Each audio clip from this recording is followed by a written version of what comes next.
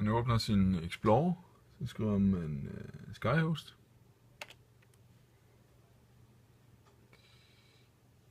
Og så kommer man ind, så går man op i toppen heroppe og trykker webportal, login.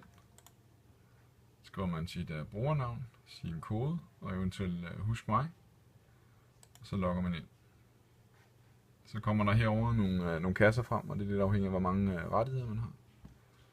Så trykker man på Geotag. Så kommer man ind. Så ligger der nogle forskellige lag herover, hvis man åbner den mappe der. Det kan lige vise. En masse forskellige lag. Jeg går nu ind i hed Danmark, grødeskæringer, færdigmeldinger 2017. Herover der kan man vælge, om man vil se dem på et kort, ligesom det er nu. Eller man kan trykke på den ved siden af, så får man sådan en listeform.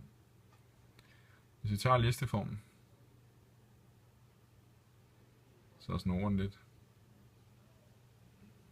Så kommer der en lang liste frem, og herude står navnene på vandløbene.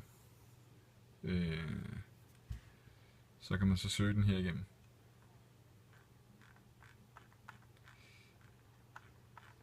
Så det står i alfabetisk orden, så nogenlunde der er nogle tal ved nogle armsvandløbene. De kommer ned i bunden. Men herover er der en knap, der hedder status, og der kan man gå ind og trykke på den, hvor der står ny, og så kan man vælge mellem jobkort og lukket. Når man er færdig med et vandløb, så trykker man på lukket. Og så skifter den farve inde i det kort. Så jeg lige trykker her.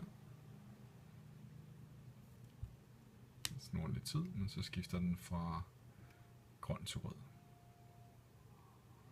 Det vil sige, at en af de her symboler vil være grønne, eller rettere til røde nu, når man har lukket den. Jeg har ikke lukket den, fordi den selvfølgelig ikke er færdig. Brug den metode, når Geotag ikke virker.